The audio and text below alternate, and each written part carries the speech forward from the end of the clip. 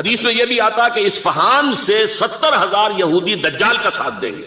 لیکن بہرحال خراسان ایک صوبہ ہے افغانستان کا اس وقت بھی شمال مشرقی کونے میں.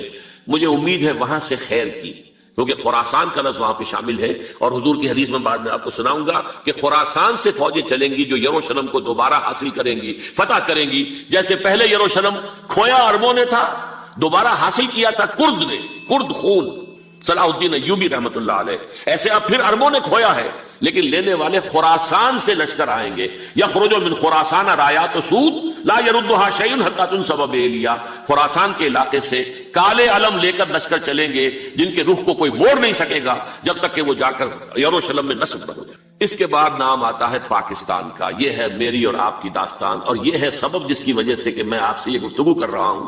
اصل میں تو کس لیے؟ محض ایک علمی استفادہ، محض اپنی بات آراء کو ظاہر کرنے کا شوق نہیں، بلکہ یہ کہ اپنی ذمہ داری ہم پہچانے کہ ہم کس مقام پر کھڑے ہیں. دیکھیے اس پاکستان کے بارے میں یا ہندوستان کے بارے میں علامہ اقبال نے کہا تھا اپنے ترانہ ملی میں، میرے عرب کو آئی ٹھنڈی ہوا جہاں سے، میرا وطن وہی ہے، میرا وطن وہی ہے. اور مجھے بتایا گیا کہ سنن ابی داؤد میں یہ روایت موجود ہے کہ حضور نے فرمایا کہ ہندوستان کی طرف سے مجھے ٹھنڈی ہوا آتی، اگرچہ مجھے وہ حدیث ابھی نہیں ملی ہے. لیکن حزب التحریر کا ایک کارڈ مجھے ملا تھا، تو اس میں اس حدیث کا اور اس میں ابو داؤد کا روایت کا حوالہ موجود تھا. لیکن میں جو چیز آپ کو بتا چکا ہوں وہ یہ کہ الف ثانی کا پورا تجدیدی کارنامہ اس ہندوستان کی سرزمین میں ہوا. مجدد الف ثانی شیخ احمد سرندی، شاہ ولی اللہ دہلوی، سید احمد بریلوی، وہ تو ہمارے پاکستان میں آ کر جو ہے ان کا خون جذب ہوا ارض پاکستان میں. پھر شیخ الہند مولانا محمود حسن. تحریک خلافت چلی تو صرف ہندوستان میں چلی اور کہیں نہیں چلی. آزادی کی تحریک چلی پوری دنیا میں، وہ نیشنلزم کی بنیاد پر چلی، ملے نیشنلزم، عرب نیشنلزم، ترک نیشنلزم. ہمارے ہاں چلی تو اسلام کے نام پر پاکستان کا مطلب کیا؟ لا الہ الا اللہ. پھر پاکستان قائم ہوا معجزے کے طور پر، بلکہ نازل ہوا ہے لیلۃ القدر میں. انا انزلناہ فی لیلۃ القدر، جیسے قرآن نازل ہوا لیلۃ القدر میں، یہ پاکستان بھی نازل ہوا لیلۃ القدر میں. اس کا برقرار رہنا ابھی تک معجزہ ہے. ہندو یہ سمجھتا تھا، کانگریس سمجھتی تھی کہ جھٹپٹ ختم ہو جائے گا. پھر یہ کہ اس کا قرارداد مقاصد کا پاس ہو جانا، مزید بھی اور اضافی دفعات دستور میں آ جانا، اب کمرشل انٹرسٹ کو ربا قرار دے کر حرام قرار دینا، یہ سارے لینڈ مارکس ہیں کہ جو اشارہ کر رہے ہیں کسی چیز کی طرف، معاملہ کدھر جا رہا ہے. پھر یہ کہ یہ جو 14ویں صدی کے مجدد تھے شیخ الہند، اس کے بعد سے کچھ ایسی شخصیتیں عظیم پیدا ہوئی ہیں ہند میں جن کو میں سمجھتا ہوں کہ 14ویں صدی کے مجدد اور 15ویں صدی کے مجدد کے درمیان یہ 15ویں صدی کے مجدد کی راہ کو سیدھا کرنے والے، جیسے کہ حضرت یحییٰ نے کہا تھا میں تو آنے والے کا راستہ سیدھا کر رہا ہوں حضرت عیسیٰ کے لیے، ایسے ہی 15ویں صدی کے لیے امام مہدی کے لیے راستہ صاف کرنے والے سب سے پہلے علامہ اقبال، جنہوں نے اسلام کا تصور دین کی حیثیت سے دوبارہ زندہ کیا ہے، ورنہ اسلام ایک مذہب کی شکل اختیار کر چکا تھا. پھر مولانا مودودی، مولانا ابوالکلام آزاد حکومت الہیہ کے نعرے کے ساتھ میدان میں آئے. یہ اقبال نے جو تصور پیش کیا تھا اس پر عملی جدوجہد کے لیے حزب اللہ قائم ہوئی. نوٹ کر لیجیے 11 برس کا فرق ہے عمر کا علامہ اقبال کے اور ابوالکلام کے. اور 1913 میں جب حزب اللہ قائم کی ہے اس وقت علامہ اقبال کی ملی شاعری اپنے عروج کو پہنچ چکی تھی. پھر یہ کہ علامہ اقبال کے بعد تعمیل جو ہے اس کام کی وہ ابوالکلام نے کی، لیکن روایتی علماء کی شدید مخالفت کی وجہ سے وہ بدل ہو کر چھوڑ گئے، کانگریس میں شامل ہو گئے، بساط جو ہے حزب اللہ کی انہوں نے لپیٹ دی. پھر مولانا مودودی آئے، انہوں نے وہ ڈور جو ہے اس کا سرا تھاما، جماعت اسلامی قائم کی حکومت الہیہ ہی کے قیام کے لیے. اگرچہ میرے نزدیک یہ کہ وہ انتخابی اور ایک قومی سیاست کی ایک جماعت بن کر پاکستان میں جو ہے دلدل میں پھنس گئی ہے، اب ہم اس کی کوشش کر رہے ہیں تنظیم اسلامی اور یہ تحریک خلافت جس کے تحت یہ جلسہ ہو رہا ہے. یہ ساری چیزیں وہ ہیں کہ آپ کو سوائے پاکستان کے اور کہیں نہیں ملیں گی پوری دنیا میں. معلوم ہوتا ہے کہ پاکستان کو بہت بڑا رول پلے کرنا ہے اس میں، اور اس کے ساتھ اب جمع کر لیجئے افغانستان کی عمارت افغانستان، اسلامی عمارت افغانستان قائم ہو چکی ہے. یہ پچھلے 20 سالوں میں جو کچھ وہاں ہوتا رہا ہے اس سے پہلے تصور نہیں ہو سکتا تھا. علامہ اقبال کے فرزند بھی دیکھ کر آئے ہیں، تو اگرچہ وہ خود میں سمجھتا ہوں کہ خاصے انہیں آپ لبرل کہیں، آزاد خیال کہیں، لیکن اس درجے متاثر ہو کر آئے تھے کہ انہوں نے یہ کہا افغانستان میں جو میں نے حالات دیکھے ہیں کہ اگر 2-4 اور مسلمان ملکوں کے اندر یہ نظام قائم ہو جائے تو پوری دنیا مسلمان ہو جائے گی. یہ سب کچھ کیسے ہو رہا ہے؟ یہ آنے والے دور کی جھلکیاں ہیں. Coming events are casting their shadows before. یہ سب بتا رہے ہیں کہ پاکستان افغانستان کو مل کر اس میں کوئی عظیم رول پلے کرنا ہے. اور اس کے ضمن میں اب میں علامہ اقبال کے بارے میں آخری بات کہہ رہا ہوں. علامہ اقبال کے بارے میں عام یہ خیال ہے، انہوں نے اپنے خطبات میں مہدی کا اور نزول مسیح کا، حالانکہ میں کل پڑھ رہا تھا مولانا سید احمد اکبر آبادی رحمۃ اللہ علیہ کا ایک مقالہ ان کا کہ علامہ اقبال نے ابن خلدون کے بارے میں یہ کہا ہے کہ مہدی کا اور نزول عیسیٰ کا دونوں کا انہوں نے انکار کیا ہے، حالانکہ ابن خلدون نے نزول عیسیٰ کا انکار نہیں کیا، صرف مہدی کا انکار کیا ہے۔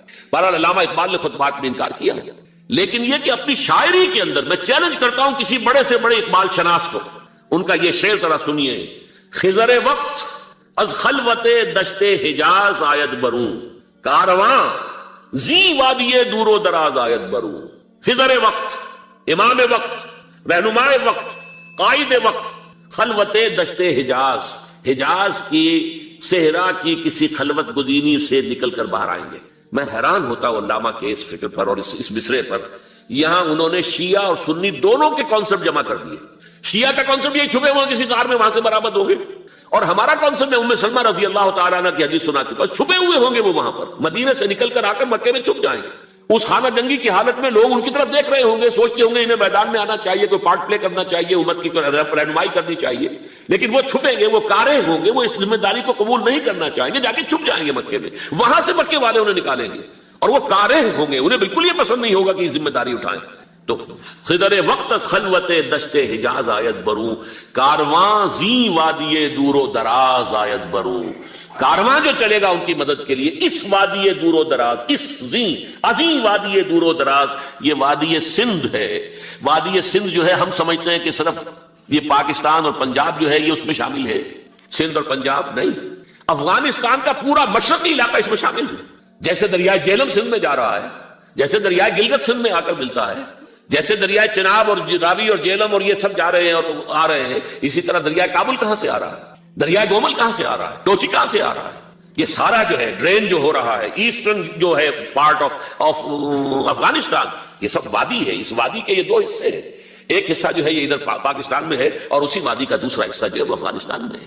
کارواں زی وادی دور و دراز آیت بروں، کارواں چلے گا یہاں سے، یخرج ناس من المشرق یؤتون للمہدی یعنی سلطان ہی، مشرق سے فوجیں چلیں گی کہ جو مہدی کی حکومت قائم کریں گی، اور یخرج من خراسان رایات و سود، اور خراسان سے سیاہ پرچم چلیں گے کہ جن کا رخ کوئی موڑ نہیں سکے گا، حتیٰ تنصب بیلیا، یہاں تک کہ وہ جا کر یروشلم کے اندر نصب ہو جائیں گے۔ حضرات، میں ایک میری گفتگو کا حصہ باقی تھا لیکن میں اسے چھوڑ رہا ہوں، اس لیے کہ گلوبلائزیشن جو اس کی ہوگی، جو خلافت علی منہاج النبوہ کی تجدید کامل حضرت مہدی کے ہاتھوں عرب میں ہوگی، اس سے پہلے اس کے لیے محنت، کوشش، جد و جہد پاکستان اور افغانستان میں ہو چکی ہوگی جو اسے سپورٹ کرے گی اور وہاں جا کر حکومت قائم کرے گی۔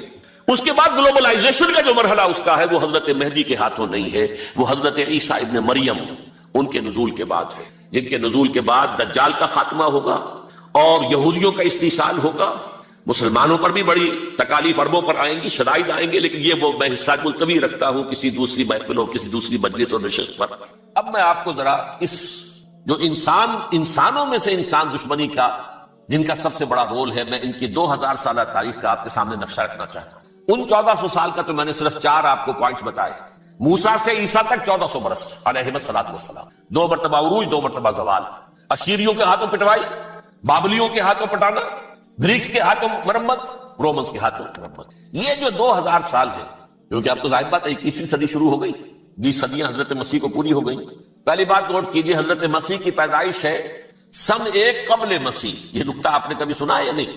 جب ملینیم کا سلسلہ شروع ہوا تھا پچھلے سال تو میں نے بیان کر دیا تھا کہ ایک عجیب حساب کے اندر انہوں نے غلطی کی ہوئی ہے۔ حضرت مسیح کی پیدائش ہوئی 25 دسمبر کو، سن انہوں نے شروع کر دیا، اس کے بعد جنوری آئی تو پہلا سال شروع ہو گیا۔ اگر جنوری سے پہلا سال شروع ہوا تو یہ 6 دن جو ہے تو اس کے پچھلے سال میں تھے، لہذا کہا جائے گا کہ Jesus Christ was born 1 year before Christ BC۔ تو 1 قبل مسیح میں حضرت مسیح کی پیدائش ہوئی۔ یہ آخری اسرائیلی نبی اور رسول۔ یہودی علماء کی مخالفت، دشمنی، سولی پر چڑھوا دینا میں بیان کر چکا ہوں۔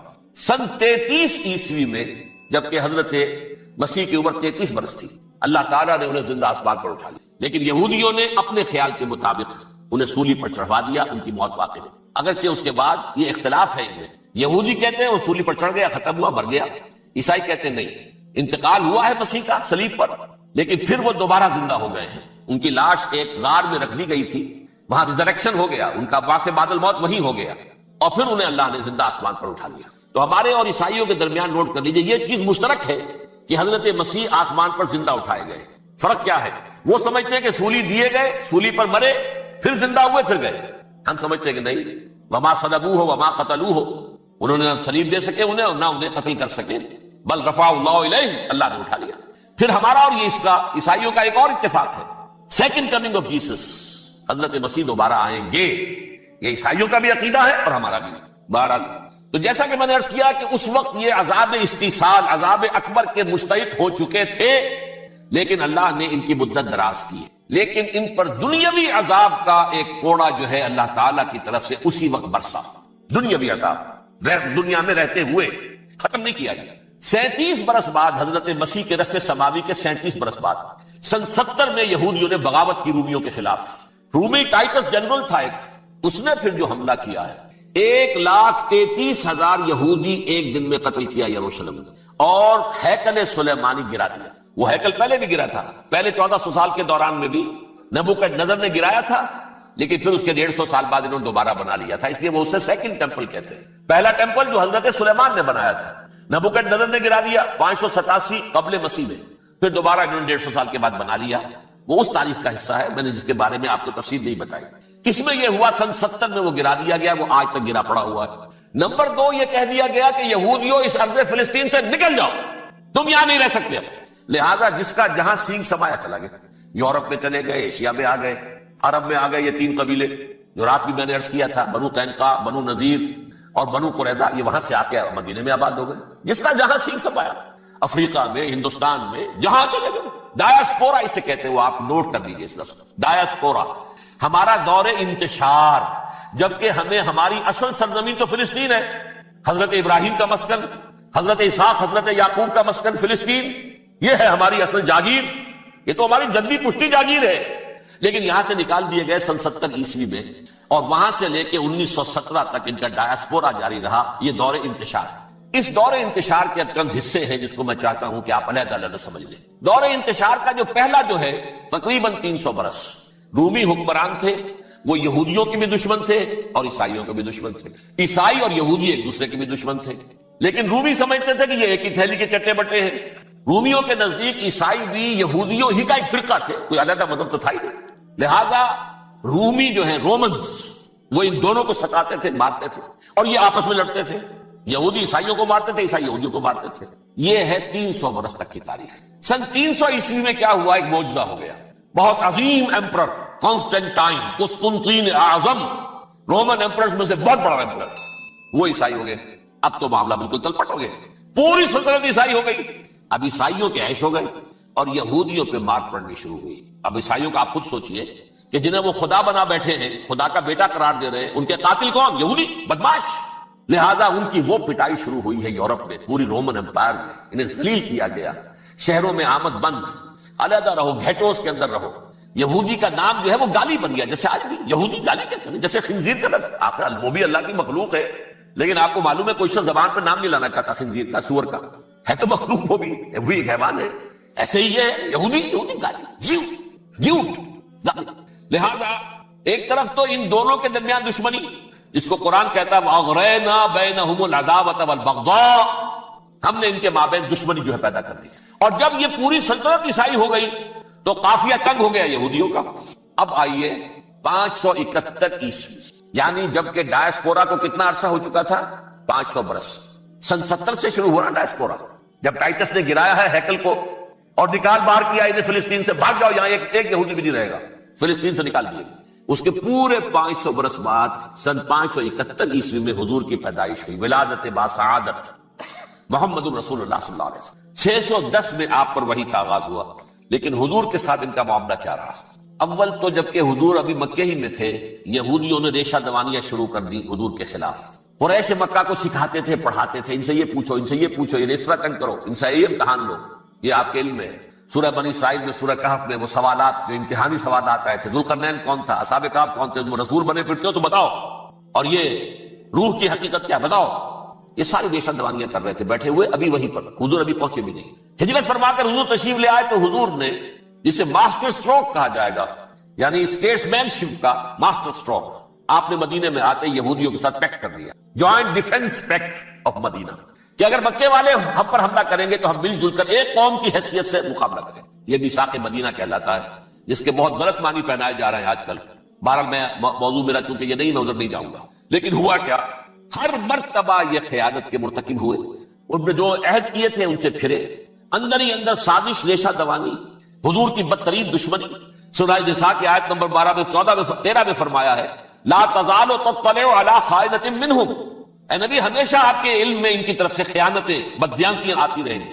اور بار بار وہ مسلسل جنگ کی آگ بھڑکاتے تھے، قریش کو دعوت دیتے آؤ آؤ آؤ، ہم اندر سے بغاوت کر دیں گے، تم آؤ تو صحیح، ختم کریں محمد کو اور اہل ایمان کو صلی اللہ علیہ وسلم ورضی اللہ تعالی عنہم اجمعین۔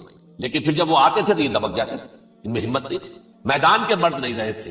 یہ سورہ حشر میں ان کا نقشہ کھینچا گیا ہے، کھلے میدان میں مقابلے کی اس کے اندر صلاحیت ہی نہیں ہے، یہ تو فصیلوں کے پیچھے سے، جیسے عورتیں کہیں دیہات میں لڑائی ہوتی ہے تو مرد جو ہے گلیوں میں لڑتے ہیں، عورتیں اوپر سے پتھر پھینکتی ہیں، بس وہ کام یہ کر سکتے تھے، من ورائے جدر، فصیلوں کے پیچھے سے، جنگ میں میدان میں نہیں آ سکتے۔ بہرحال قرآن مجید میں ہے یہ سورہ مائدہ کی آیت نمبر 64، کلما اوقدوا نارا للحرب اطفاها اللہ، اکثر و بیشتر مواقع پر تو یہ جب آگ بھڑکاتے تھے جنگ کی، اللہ اسے بجھا دیتا تھا۔ لیکن بہرحال اس کے باوجود جنگیں ہوئی، غزوہ بدر، غزوہ احد ہوئی کہ نہیں، یہ ساری اس اصل شرارت میں نہیں۔ اور اس کے نتیجے میں حضور نے پھر ایک ایک کر کے 3 قبیلوں کو سزا دی۔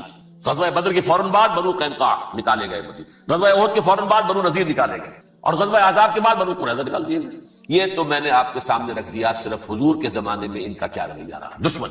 رات بھی ہم نے وہ آیت پڑھی تھی، لَتَجِدَنَّ أَشَدَّ النَّاسِ عَدَاوَةً لِلَّذِينَ آمَنُوا الْيَهُودُ وَالَّذِينَ أَشْرَكُوا، اہل ایمان کی دشمنی میں شدید ترین تم پاؤ گے یہودیوں کو اور مشرکین، مشرکین بھی بعد میں ہے، پہلے یہود۔ حضور کے بعد کیا ہوا اب یہ نوٹ کیجئے، یہ ان کی تاریخ کا دوسرا دور ہے۔ حضرت عمر رضی اللہ تعالیٰ عنہ قائد خلافت ہے، بیت المقدس کا محاصرہ کیا گیا، فصیل بڑی اونچی، شہر اندر سے سیلف سفیشینٹ، حملے کا راستہ کوئی نہیں، محاصرہ طول کھینچ رہا ہے، لیکن ان کے پاس رسد بھی موجود ہے، پانی بھی موجود ہے، وہ دروازے بند کر کے بیٹھے ہوئے۔ بالآخر اللہ تعالیٰ کی مشیت کا ظہور کیسے ہوا، ان کے کچھ علماء آئے فصیل پر، کہا دیکھو مسلمانوں، تم قیامت تک بھی یہاں پڑے رہو گے محاصرہ کر کے، ہمارا یہ شہر فتح نہیں ہو۔ ہاں ایک درویش بادشاہ کے ہاتھوں یہ شہر فتح ہونا ہے، لیکن تمہارے اندر ہمیں وہ نظر نہیں آ رہا۔ ابو عبیدہ بن الجراح رضی اللہ تعالی عنہ امین هذه الامہ، ان کا فوراً ذہن گیا وہ درویش بادشاہ مدینے میں بیٹھا ہوا ہے عمر رضی اللہ تعالی۔ اب ایک اور عمر بھی ہے جو قندھار میں بیٹھا ہے، نقشہ وہی ہے، سادگی کی حد تک نقشہ وہی، بالکل وہی، اپنی آنکھوں سے دیکھا وہی سادہ۔ عمر اول، عمر ثانی تھے عمر بن عبد العزیز۔ اب ایک اللہ کے فضل سے اللہ تعالیٰ ایدہ اللہ بنصرتہ، اللہ تعالیٰ ان کی نصرت فرمائے، دشمنوں کو ان کے مقابلے میں نیست و نابود کرے۔ انہوں نے ریکویسٹ بھیج دی کہ حضور تشریف لائیے، یہ شہر فتح ہو جائے گا۔ وہ ہے سفر تاریخی، اتنا طویل سفر، تقریباً 700 میل، ایک اونٹ، ایک خادم، ایک منزل پہ امیر المومنین اوپر بیٹھے، خادم آگے چل رہا ہے، اگلی منزل پہ خادم اوپر بیٹھا ہے، امیر المومنین آگے جا رہا ہے۔ اور جب پہنچے ہیں تو وہ باری تھی خادم کی، انہوں نے ہاتھ جوڑ دیا، حضور خدا کے لیے تم کیا کہیں گے لوگ، وہ میرا برا حال کر دیں گے، تمہیں شرم نہیں آئی، امیر المومنین پیدل آگے چل رہے ہیں نکیل پکڑ کر، اور تم بیٹھے ہو اوپر براجمان ہو۔ حضرت عمر فرمایا الدور دور، نہیں باری تمہاری، بیٹھ۔ اس حال میں پہنچے ہیں، اور پھر یہ کہ ابو عبیدہ بن الجراح آئے ہیں، استقبال کیا ہے تو دیکھا ہے اس حال میں چلے آ رہے ہیں، عمر نکیل پکڑے ہوئے چلے آ رہے ہیں، اور کہتے ہیں کہ کہیں کیچڑ ویچڑ تھا، جوتے خراب ہو گئے تھے، وہ بھی اتار کے ہاتھ میں پکڑے ہوئے، کپڑے تو تھے ہی پھٹے ہوئے۔ انہوں نے کہا کہ حضرت ابو عبیدہ نے، دیکھیے یہ بڑا متمدن ملک ہے، بڑا مہذب علاقہ ہے، یہ آپ ذرا حلیہ اپنا دوست فرما دیں تب جا کے پیش ہم آپ کو کریں گے۔ آپ نے فرمایا نحن قوم اعزنا اللہ بالاسلام، ہم وہ قوم ہیں جنہیں اللہ نے عزت دی ہے اسلام کے ذریعے سے، کپڑوں کے ذریعے سے نہیں، دولت کے ذریعے سے۔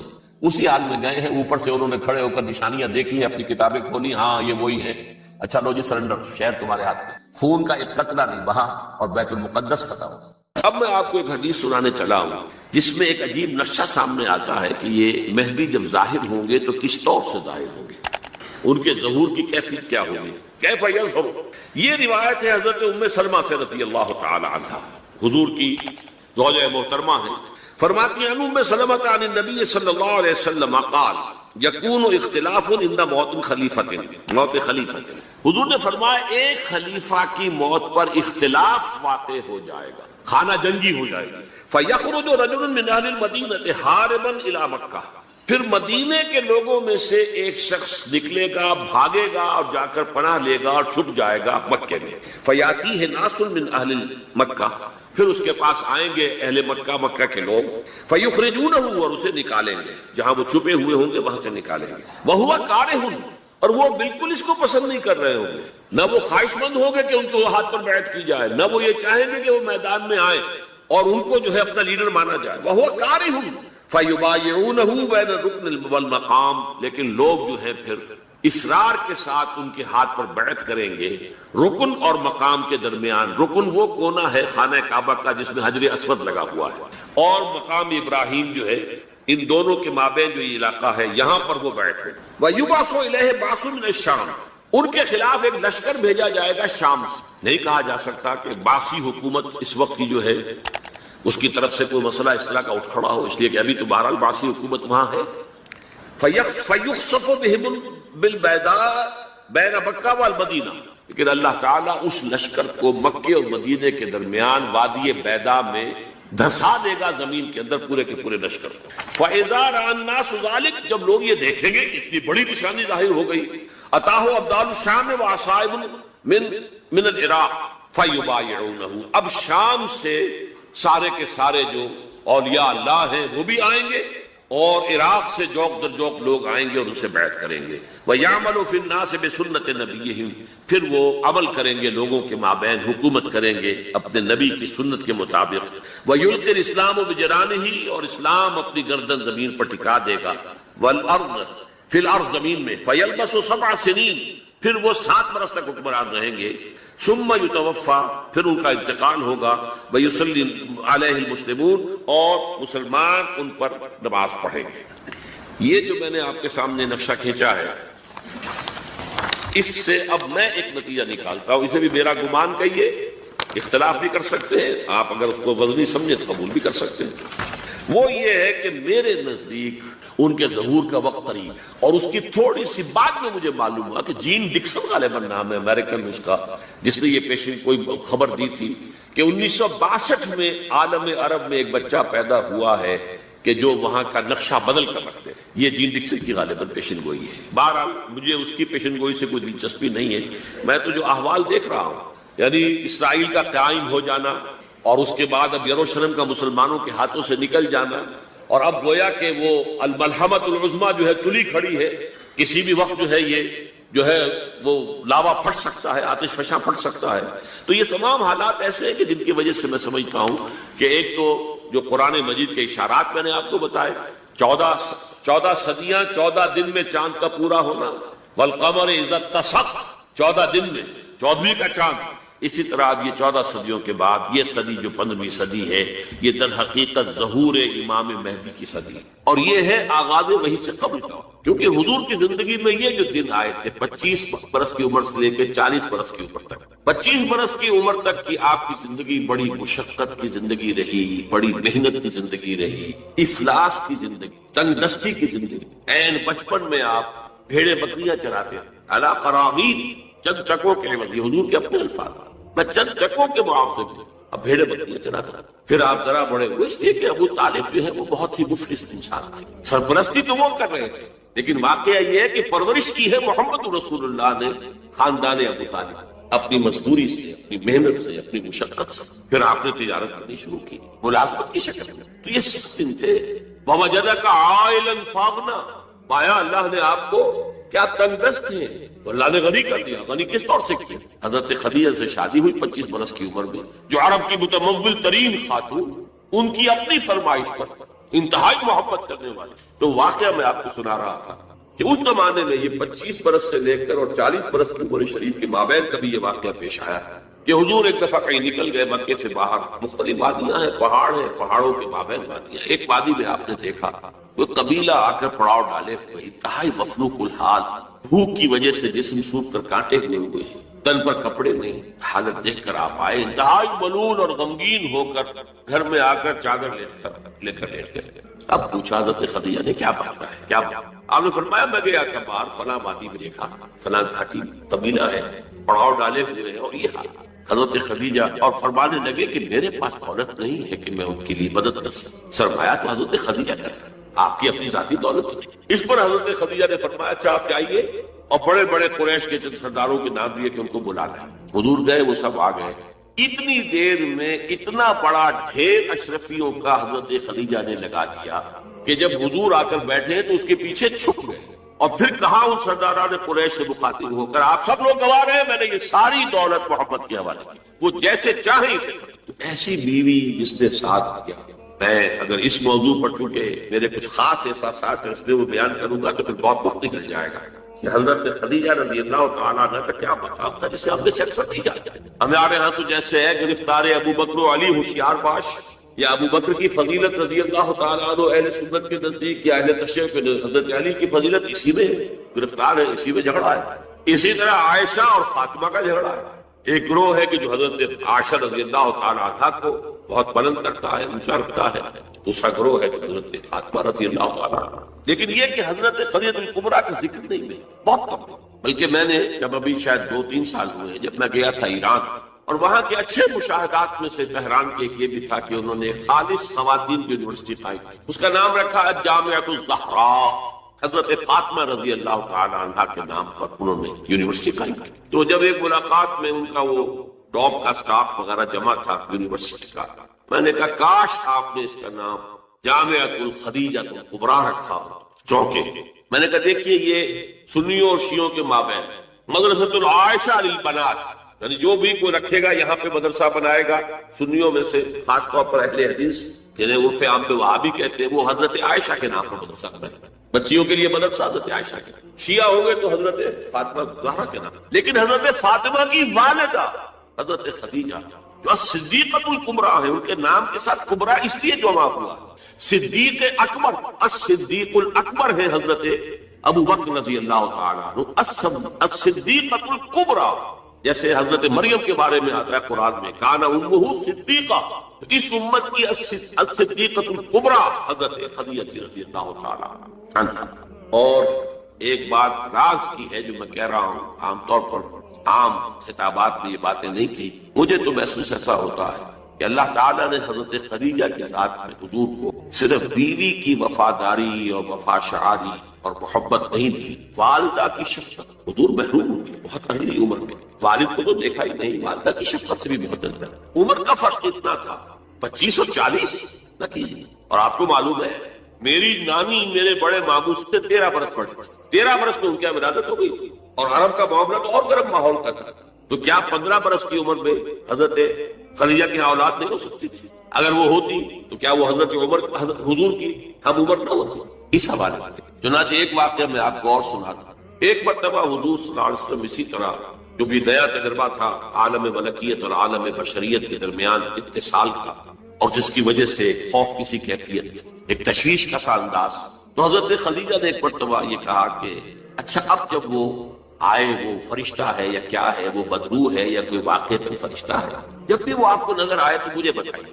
حضرت جبرائیل آئے، حضور نے فرمایا ہوا اب ذرا نوٹ کیجئے، حضرت خدیجہ نے اپنے بال کھول دیے، اپنی آغوش میں حضور کو لے اور پوچھا کہ کیا اب بھی نظر آ رہا ہے؟ فرمایا نہیں، فرمایا یقیناً یہ فرشتہ ہے، کوئی بدرو نہیں ہے، فرشتہ ہے جس نے حیا کی ہے، اگر کوئی بدرو ہوتی تو وہ غائب نہ ہوتی۔ اب آپ اندازہ کیجئے عظمت فکر، سوچ کا، آپ کے فکر کا، شعور کی بلندی کا۔ بہرحال سن 10 نبوی کا تذکرہ کر رہا تھا، حضرت خدیجہ کا انتقال، ابو طالب کا انتقال، جو ایک پروٹیکشن، ٹرائبل زندگی میں پروٹیکشن، جیسے کہ آج ہی میں پڑھ رہا تھا کہ جو بھی پہلا ایک معاہدہ اوس و خزرج کے درمیان جو مسلمانوں نے یثرب کا اور پھر مہاجرین کو ساتھ شامل کر کے حضور نے کروایا تھا، اس میں یہ شرط بھی تھی کہ اگر کوئی ایک مسلمان بھی کسی کو پناہ دے دے گا تو وہ سب کی طرف سے شمار ہوگا۔ یہی معاملہ قبائل میں ہوتا تھا، قبیلے کا ایک فرد اگر کسی کو شخص کو پناہ دے دیتا ہے تو وہ پورے قبیلے کی طرف سے۔ اس حوالے سے خاندان بنو ہاشم کی سرداری تھی ابو طالب کی، اور وہ پروٹیکشن دے رہے تھے محمد عربی صلی اللہ علیہ وسلم، اگرچہ ایمان نہیں لائے لیکن وہ ایک طبی محبت تھی، اور اس طبی محبت کی بنیاد پر انہوں نے خاندان بنو ہاشم کا سایہ کیا ہوا تھا حضور پر صلی اللہ علیہ وسلم۔ اب ظاہر بات ہے کہ اگر بقیہ دوسرے قبیلے جو تھے اس کے سردار وہ اگر کوئی اقدام کرتے حضور کے خلاف تو یہ گویا کہ بنو ہاشم کے خلاف اعلان جنگ ہو جاتا اور ان فائٹنگ شروع ہو جاتی، خانہ جنگی،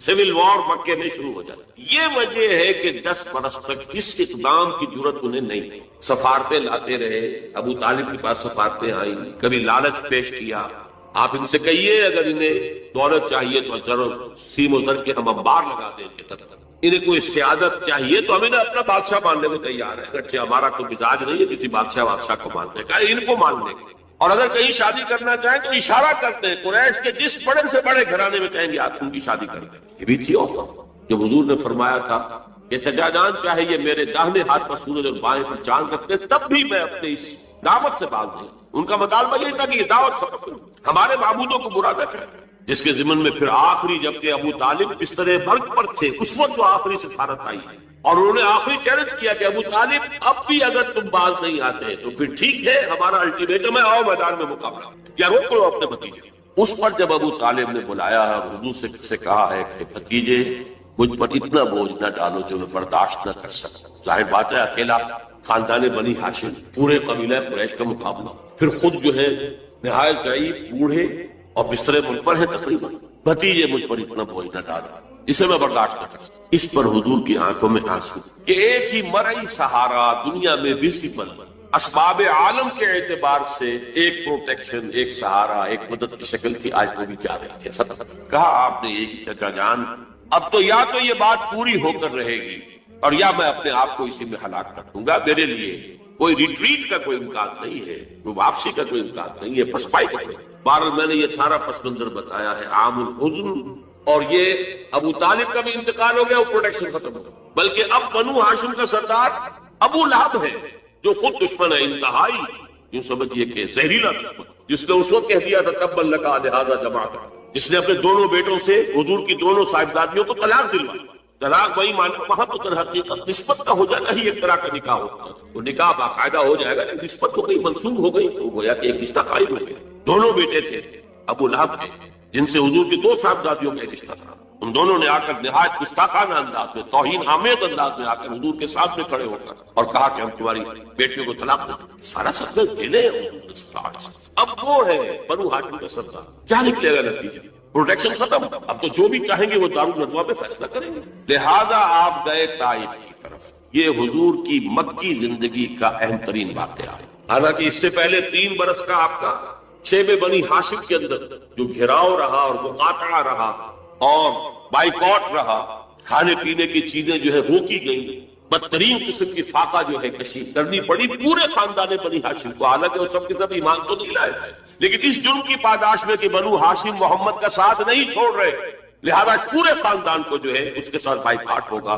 اور بائیکاٹ کے نتیجے میں بنو ہاشم کا پورا خاندان شیب بنی ہاشم میں، اور جس کو شیب ابی طالب بھی کہتے ہیں، 3 برس تک محسوس رہا، کوئی چیز کھانے کے لیے نہیں۔ کوئی اللہ کا بندہ حکیم ابن حزام جیسی شخصیت ہے، بنیادی طور پر نیک شخصیت، وہ کہیں پہاڑ کی چوٹی پر چڑھ کر نیچے اتر کر، ورنہ جو وادی ہے اس کے دونوں سروں کے اوپر پہرے ہیں، کوئی جا ہی نہیں سکتا، اب پہاڑ کراس کرے اتر کے کوئی شہد دے آئے، اس لیے کہ وہ بہت قریبی عزیز تھے حضرت خدیجہ کے رضی اللہ تعالیٰ عنہ، تو اپنی رشتہ داری کا بھی وہ رشتہ کبھی لے آئے، ورنہ وہ وقت بھی آیا ہے کہ بنو ہاشم کے پھول جیسے بچے بلک رہے ہیں، کھانے کو کچھ نہیں سوائے اس کے کہ سوکھے چمڑے ابال کر ان کا پانی ان کے حلق پر ڈال دیا جائے۔ لیکن اس کو بھی میں سخت ترین نہیں کہتا، حضور صلی اللہ علیہ وسلم کے لیے ذاتی طور پر جو سخت ترین مرحلہ آیا ہے وہ یوم طائف ہے، جس کی ایک گواہی حضور کے اپنے قول میں کہ حضرت عائشہ نے ایک مرتبہ پوچھا رضی اللہ تعالیٰ عنہ کہ کیا آپ پر یوم احد سے بھی زیادہ کوئی سخت سے گزرا ہے؟ ان کے ہوش میں ظاہر بات ہے یوم احد